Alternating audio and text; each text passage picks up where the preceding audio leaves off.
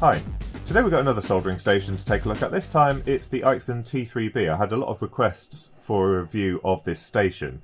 Now, we obviously saw the T3A and I was extremely impressed with this station. It's really well priced and gave excellent performance. In fact, I couldn't really tell the difference between this and the genuine JBC when using genuine JBC cartridges. However, this one is designed for larger handpieces like the 245, the T12 and also the 936 handpieces.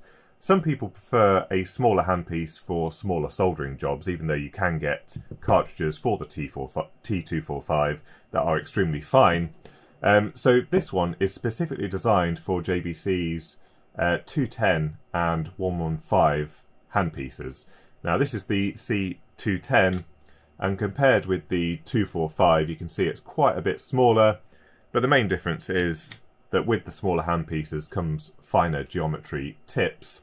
And also you can get this with a 115 handpieces, which has even smaller cartridges. And in the JBC brochure, it is compatible with genuine JBC cartridges, but they do have quite a lot available, which is the nice thing about these handpieces, is that here's the 115s, you've got all of this choice of very fine tips, and the C210, you've got all of these to choose from. Now, as I said, these are smaller tips. I think the largest one is about 1mm chisel. But they go down to super fine geometries that will do the smallest of soldering jobs.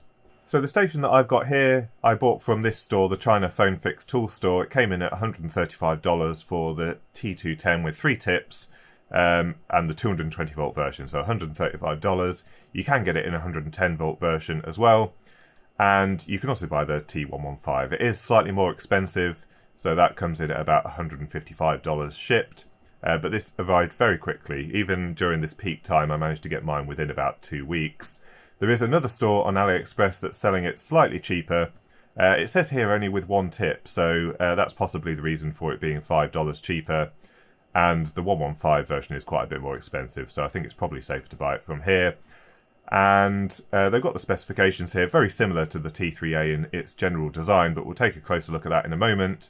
The main difference is that this unit is slightly lower power, so 96 watts, but that's all you need because these C210 handpieces are rated for a lower power anyway, so having something that's designed for 200 watts would be pointless because you can't drive that much power into one of these cartridges. So I'll put an AliExpress link in the description down below if you do want to take a look at this unit, and we'll have a closer look at this after a few brief messages from our sponsor PCBWay. So today's video is sponsored by PCBWay, who offer a wide range of manufacturing services starting from your standard PCBs. You can get your FR4 boards made from 1 layer all the way up to 14 layers in a wide range of thicknesses and colours.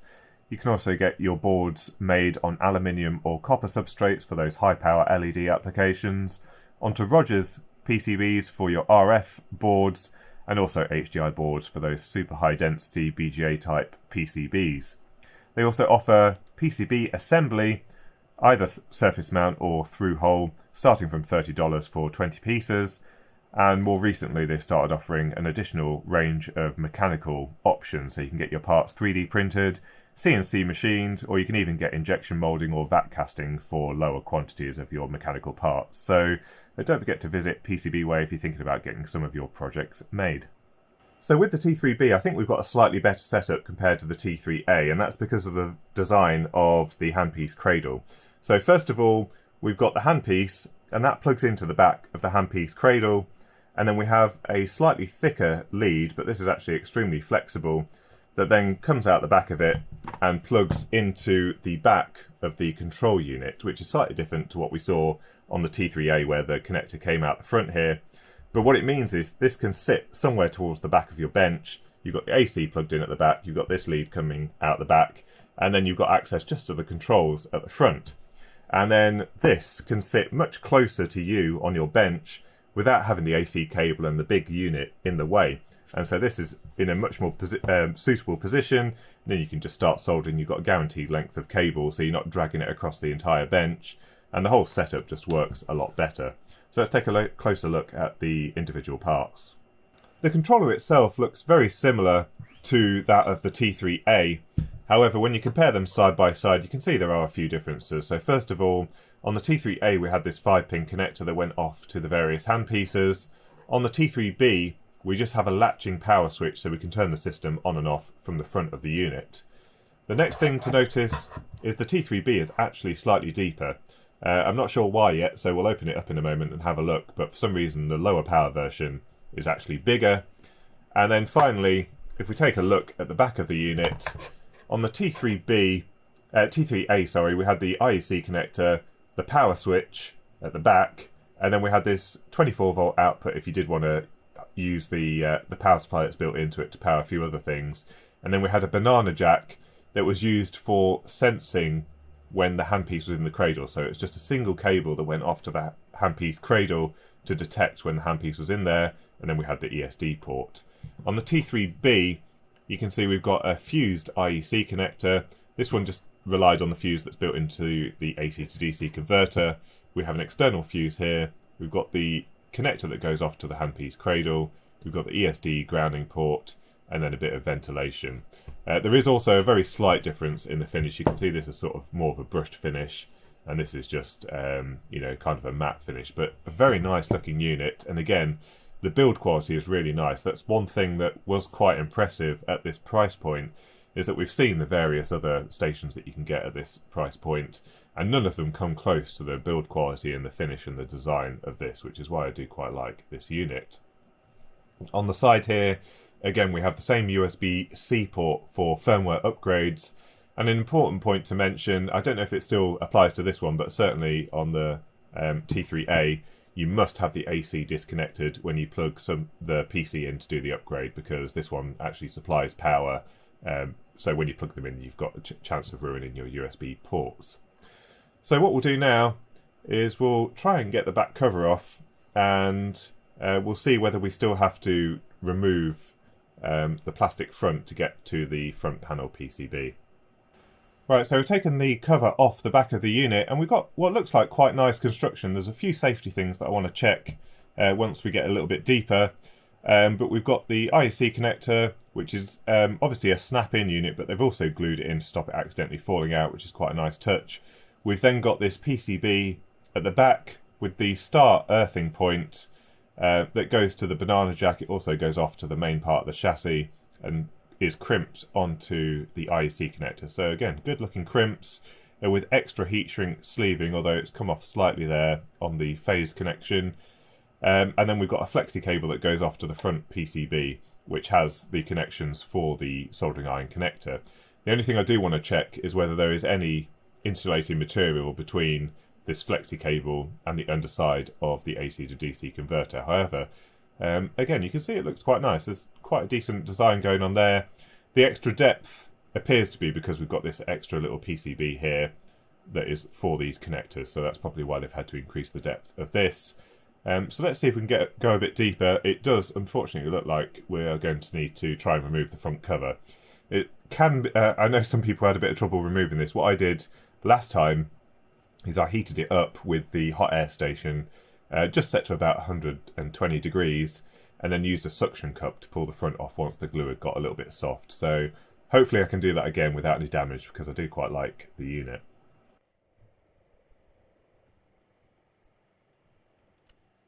So here is the unit out of its enclosure, and it looks pretty good. Nothing too worrying really. So basically we've got the power that comes in, goes to the front panel switch, and then back into the AC to DC converter. Now they have individually sleeved each of these conductors because they are in pretty close proximity to the little LED that's in the power switch that's powered from the separated extra low voltage side. So if you were paranoid, you could either add further insulation or simply just disconnect the LED in that switch, because you don't need it anyway. You've got the LCD on the front.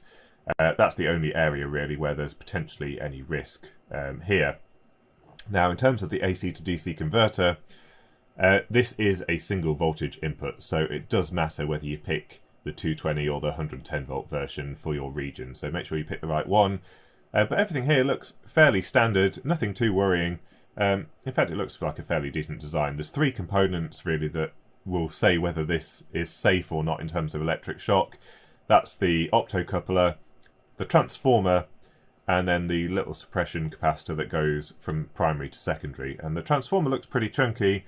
Without unwinding it, we can't see how well the various windings are separated, but it looks like they've done the right types of stuff. So there's the additional sleeving on the parts of the coil that are in contact with mains and that kind of thing.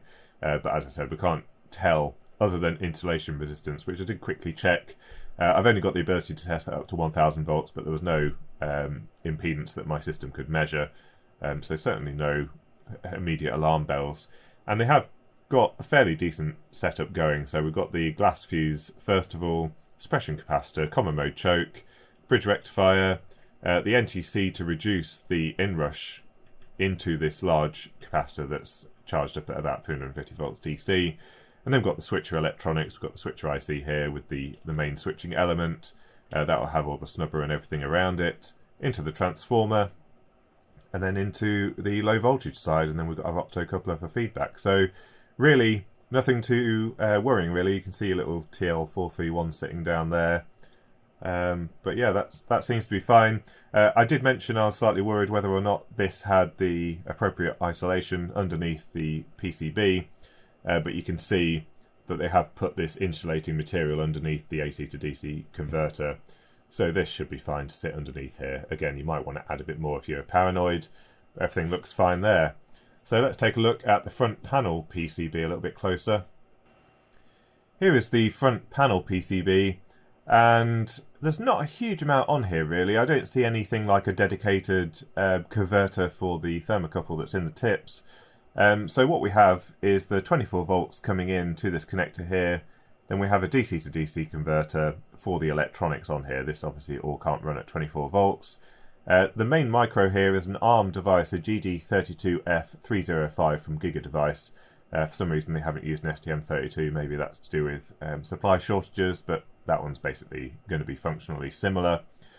But other than that, we've got the main switching MOSFET for the heating element that goes off down the flexi cable, but everything else is just fairly basic electronics, just, you know, passives around the STM32, a bit of electronics here to drive the buzzer, a few passives here for the rotary encoder, and some the same thing for the 3 switches that are at the front, and then a few support components for the OLED and also the USB port. So really not a lot going on here. They must be using the internal ADC for the temperature measurement because there's no dedicated thermocouple chip or anything like that. So yeah, pretty bare bones, but in a way probably quite simple, and you know, not a lot really to go wrong. In terms of the handpiece, there's not a huge amount to say really. It's basically identical in design to a genuine JBC, but it is very nicely made, just hasn't got any markings on here. In terms of the handpiece itself, it's about 120mm long up to the cord grip, and then we've got about 50mm of strain relief onto the extremely flexible cable here, and then that's terminated in a DIN type connector. And then we've got the foam sleeve here for a bit of comfort. On the JBC, that also provides a bit of isolation so that the handle doesn't get too hot. That might be the case for this one as well. And then we have the cartridges, which are absolutely tiny, and they just slide in basically. You just push it all the way home, and there you go, you've got your soldering tip ready to go. Here is the cradle that comes with the T3B, very similar in design to the cradle that I bought for my T3A that I had to buy separately. However, as I pointed out, it's slightly different in that we've got the connector for the handpiece built into the back of this, and then you only have one cable that goes off to the actual soldering station, and what that means is we don't have to have that additional wire that goes off to sense when the handpiece is put into the cradle. That's all built in, as it would be on a genuine JBC system. So once the handpiece is plugged in here, when it makes the metal on metal contact here, then it automatically goes into sleep mode. So what we have here is the brass pad at the front with the silicone splash shield so that when you wipe in the tip you don't flick solder everywhere. We've got that same pretty high quality cradle for actually holding the handpiece. It seems to sit on a combination of the metal collar and the plastic here, but it just seemed to hold it quite nicely. And then we've got the same arrangement again at the back, where if you want to, you can store some of your tips like this. However, I'd exercise a bit more care with some of these small geometry tips because they're extremely fine and pointy. and then you can put your tips in like this and use the little holes here to push the cartridge into place. So that's how that goes, and quite nice design, it works quite nicely. Right, so we've got the unit back together again. I don't think you can really tell that I've been in here. Let's turn it on. I think we've got the same user interface as on the previous unit. Yeah, so it looks exactly the same. We do need to change the language because it's currently in Chinese, so we go to Set, then the little world symbol, and I think that's all we need to do. Yeah, so looks pretty much the same. System info. Let's have a look.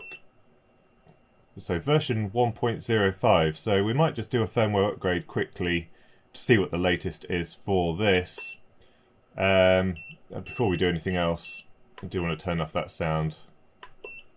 There we go. So OK, and back.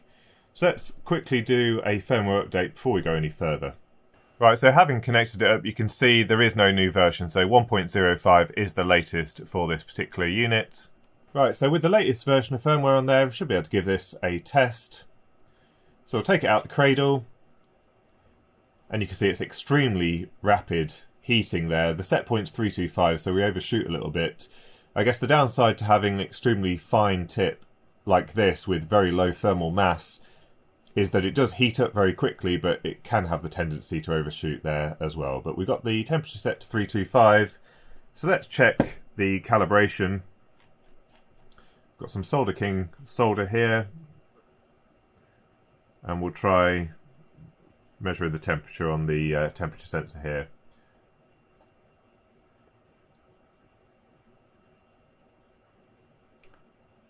And it looks like it's about 5 degrees off, which is not too bad, given that we haven't done any kind of calibration on here whatsoever. Let's increase the temperature up to something like 400. The nice thing about this unit, I do like this over the JBC, is that you can adjust the temperature while the handpiece is in the stand. It's something that really irritates me with the JBC system, that you can't do that. You have to take the handpiece out and then twiddle with the settings. But you can actually do this, as you can see, on the fly. So I've set that to 400. Boom, again, slight overshoot, but up to temperature quite nicely. And let's see how close we are this time.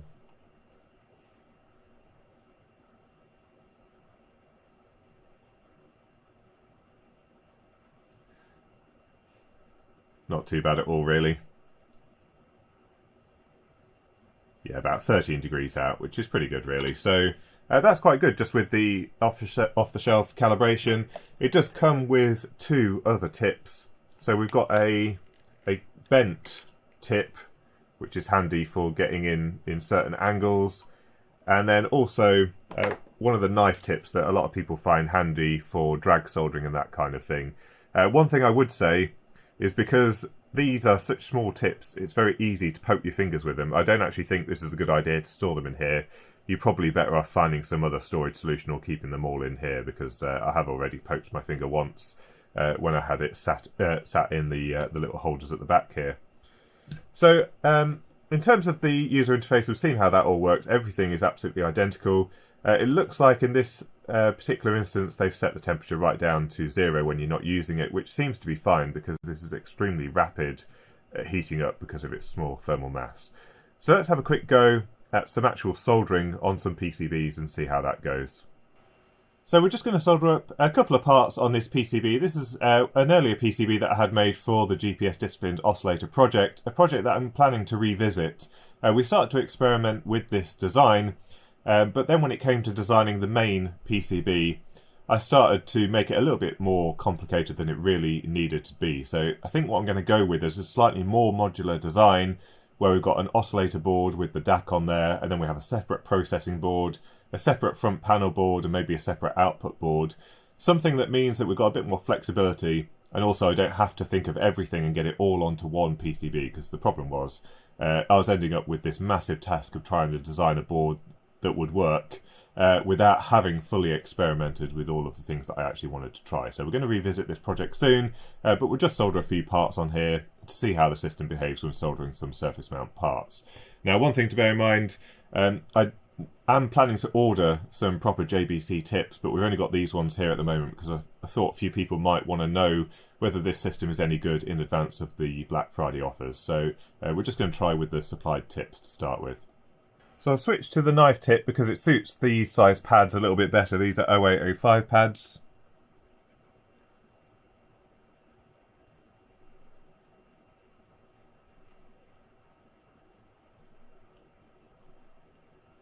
So very quick to melt the solder on each of those.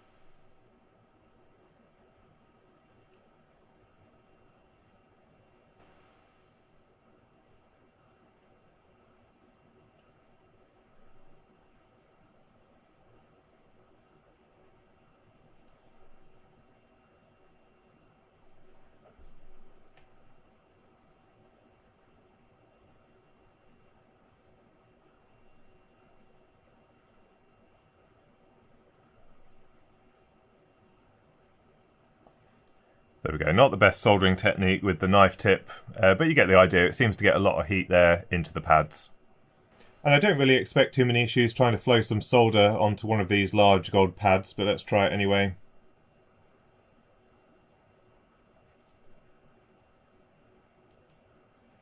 Yeah, and you can see that flows quite nicely onto that large gold pad. So even if we're trying to solder onto some quite large traces on a PCB, we shouldn't have too much issue trying to solder onto there. So that's a quick look at the AiXun T3B soldering station, and in my opinion this is a pretty nice station. If you're looking for something with a slightly more compact handle, then this certainly is the one for you. We've seen that this has got a really nice user interface. It's very clear what's going on, so I do like this unit. First of all, it's built quite nicely and it's all made of metal. Pretty nice construction overall, but we've got quite a clear display. We've got the bar graph going on. You can see you know, the amount of time that it's been running, the room temperature, the various set points, and very clearly you can see what the current temperature of the tip is, and the status is quite easy to see what's going on really. And I do like the fact that you can adjust the temperature while it's in sleep mode, because that is something that annoys me a little bit about the genuine JBC system. Now I am going to order some genuine JBC cartridges so we can give it a better test, because I don't get on well with these tiny conical tips, and even the knife tip I'm not a big fan of. So I'm going to order some chisel tips and then we can give it a proper test with some actual soldering on a PCB. And I may also get the T115 handpiece. The T210 is a good compromise because we've got a wide selection of tips available. You can go up to some larger ones, but then you can also get the extremely fine tips. I think the C115 handpiece is probably a little bit on the small size for very specialist use. The cartridges are even smaller, so really it's for extremely fine soldering, 0201 components and smaller probably. But overall, I think this is pretty good value, and I do prefer the design of this one over the T3A just because of how neat the wiring and everything is. This is just generally a slightly better setup. So I'll leave a link to this unit in the description down below. Big thank you to all my Patreon supporters. Thank you to PCBWay for sponsoring the video. I'll put a link to them in the description down below if you are thinking about getting some PCBs made. Any thoughts or comments, leave them in the comments section down below. And until next time, thanks for watching.